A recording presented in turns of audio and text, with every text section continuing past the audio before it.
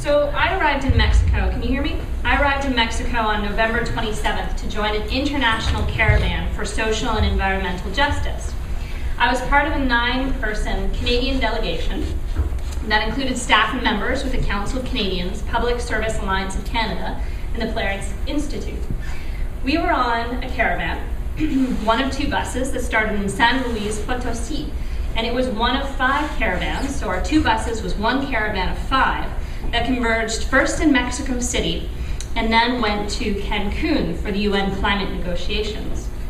Each stop provided participants along the way an opportunity to meet and hear from community members experiencing social and environmental impacts as a result of a local polluter. And the aim was to connect these struggles with a collective struggle, the aim was to collect these local struggles with both the causes and solutions proposed for the collective struggle we all face, which was the focus of these talks, the climate crisis. The caravans were organized by Via Campesina. A number of the video footages brought back really good memories, actually, was of some of the caravans going through different communities. Via Campesina is an international peasants and farmers movement. It's a very large social movement. It was organized alongside a Mexican organization called the National Assembly of Affected People, based in Mexico, and a number of local organizations in the various communities we visited. Our stop in Cerro San Pedro speaks to our broader experience as part of the caravan, that particular caravan we were on, and we feel provides important insight into our experience in Cancun and the climate crisis. So we arrived in Cerro San Pedro to meet with local populations and to hear about how they're being deeply affected by a gold and silver mine in their community. It's owned by a subsidiary of New Gold, which is based in Vancouver. So we're talking about a Canadian mining company. We were welcomed in the town very warmly in the town center by community members with music and speeches and testimonials. They told us about how New Gold had literally blasted off the top of their local mountain that's literally right beside their community, had a strong social, historical, political relevance to their community culture. And this top was blasted off in order to get access to the silver and gold that was there. In the extraction process, New Gold uses something called cyanide. They mix the cyanide to separate the minerals from the rocks. And we were told from the community members themselves that as a result of this process, they feel their water system has been contaminated to the point that they have increased illnesses in their community that they didn't have before. We further learned that the rock that was blasted off this top of this mountain was literally placed on the river that runs through their community. And later on, while we walked through the community, you can see the picture there. We witnessed for ourselves the dry parched bed, which they told us is now permanently dry and parched. So this community has been challenging this mine for 14 years, including in the Mexican federal court system. Community members describe it as an illegal mine, and this is because at one point during the legal process, the company's environmental impact assessment was nullified. Yet, despite that fact, during the whole time, the company continued to function. The Canadian delegation was very moved by the different stories we heard, and very moved by the fact at one point someone actually apologized for us while our 1 kilometer walk in behind a banner saying cyanide no, water yes in Spanish. We saw a Canadian flag with a skull and a crossbones in it, and this one community member went out of his way to apologize to every Canadian delegate there, saying, you know, we aren't upset with you, we know it's not you, but it's Canadian finance and it's a Canadian company. So we took the opportunity on behalf of 36 different Canadian organizations to present this community, and this is the picture you're seeing here, with a letter signed by 36 Canadian organizations stating our deep regret that Bill C-300 was recently defeated by a very narrow margin by our parliamentary system. And that's a bill, it's called the Corporate Accountability of Mining, Oil and Gas in Developing Countries Act, that would have held corporations like New Gold more accountable for its actions. And we committed to them to redouble our efforts to mobilize Canadian public opinion and challenge the abuses of Canadians mining and extractive industries, whether it be at home, because we do have situations similar to this at home, or abroad. And if you want to know more about our ongoing campaign, we will be following up on that promise, and we will be showing up at New Gold Store in Vancouver, without a doubt. While San Pedro, this town, had less to do with greenhouse gas emissions, this was not the case in other stops that we looked at, looking at actions of local fossil fuel companies or export-oriented agribusiness, which are huge sources of greenhouse gas emissions and pollute and consume massive quantities of water. There's much to learn, we feel, from the struggle when it comes to climate crisis. Cerro San Pedro was chosen to start the caravan because it is emblematic of the struggle against the disregard for people and the planet and the drive for profit that is at the heart of the environmental, climate, and social crisis we face. So we feel when we think about the climate crisis, we need to think not only of the release of greenhouse gas emissions and the need to reduce this, but also we need to think about what is causing this situation.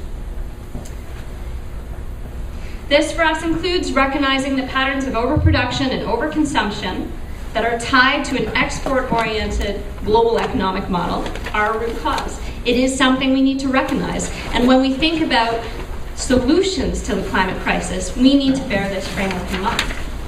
Here, we also think about the race to the bottom that's being driven by this model that's allowing the sort of corporate practices that we saw in Cerro San Pedro. Yet, in other places, arsenic is banned from use in open pit mining, the same substance that's polluting their water. It's this type of understanding and this type of analysis that we feel has informed the development of a global climate justice movement. This movement is recognizing the benefits and the power in connecting struggles and the need for solidarity between the environmental and social justice movements. Last April's World People's Conference on Climate Change, the Rights of Mother Earth in Cochabamba, was a critical moment for this movement. It put into words the need for system change, not climate change. So this is just to give you a little bit of context of where we were when we got into Cancun. It's a very built up, very resort-oriented, 90% concrete type of place. And we had logistical difficulties. On one hand of the resort, you had the Moon Palace where the official negotiations were taking place. On the other hand, about an hour bus ride away, you had alternative forums that were taking place. One was called the Diálogo Climático, or the Espacio Mexicano. Another was an alternative forum held by La Via Campesina. It was their alternative forum. Despite the many challenges that this posed to us in terms of engaging in the Cancun process, we felt that we participated in a number of meaningful ways. We joined in the major demonstrations, a number of them were featured in the videos, and we hosted panels on the rights of Mother Earth and water justice. We screened an influential documentary I'd encourage you all to take a look at called Inuit Knowledge on Climate Change.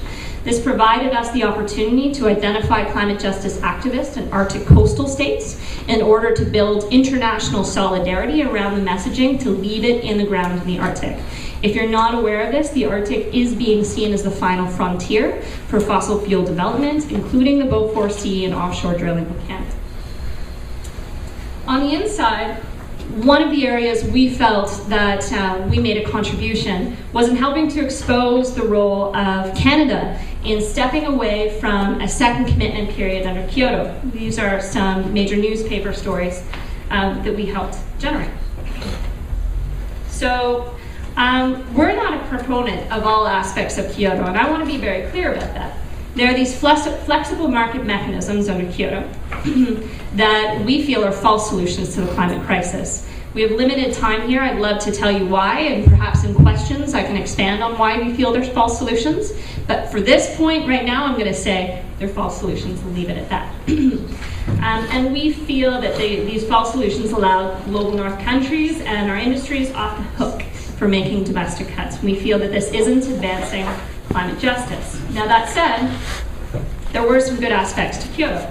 This included a binding emission reduction target on the part of global north countries. And it's this aspect of Kyoto that Canada, alongside Japan and Russia, wanted to step away from. And during the whole negotiation process, got limited time now, but suffice to say, I think it's fair to say that at different points it felt like the talks themselves may fall apart, and there was questions about whether there was going to be a shift away from some of these good aspects of Kyoto to some of the poorer aspects, I would argue, coming out of the Copenhagen Accord. This prompted us to do a light a candle of hope for Kyoto action. Here you can see a number of Canadians across the country that sent us in pictures of that action. In terms of the outcome, the Council of Canadians would argue that the Cancún Agreement that did emerge from the talks, they did not fall apart, an agreement came out of it called the Cancún Agreement. We feel that it's a step backwards. We feel that it's a step backwards because we've lost, in our opinion, one of the good aspects of Kyoto. We don't have that, or it exists in function still, in word, this binding emission reduction target under a second commitment period. But we also have this broader and vaguer pledge and review system that came out of the Copenhagen Accord, which is now in the Cancun Agreement. From a climate justice perspective, there's other problematic areas. The World Bank is a trustee to the Global Climate Fund. The flexible market mechanisms are still there. Carbon capture and storage might be considered a carbon offset now. In terms of the Cochabamba conclusions that were in fact in the draft text going into Cancun, those were all removed. This is not what you're going to read in the headlines. I've got a couple of them here. A lot of the headlines talk about this as a step forward. I'd encourage you to take a look, and if you'd like to, there was declarations that came out of both alternative spaces, the Via Campesina space and the Dialogo Climatico space. These both forums affirmed the conclusions of the Cochabamba process and were very critical, similar criticism that we have of the Cancun Agreement. But I think this raises a lot of really pertinent questions when it comes to social movement building. One question is, how do we move forward when we have a social movement that's divided on some of these points coming out of Cancun? Do we need to move forward? We certainly have many areas of convergence, be it green jobs, but there are areas where we have difference, be it offsets or some of the Cochabamba conclusions. What about the future of the UNCCC organizing? How does this function with the social movement? Some aspects of the social movement that are quite critical of it.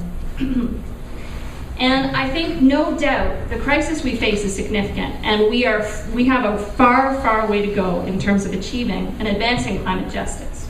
And there's no doubt in Canada that we have a particularly strong responsibility as a social movement to build and broaden and expand our movement, because the reality is, and I didn't have the opportunity to talk about all that the Canadian government did there, the reality is we're one of the worst in terms of our actions and the role that we play in the UN process.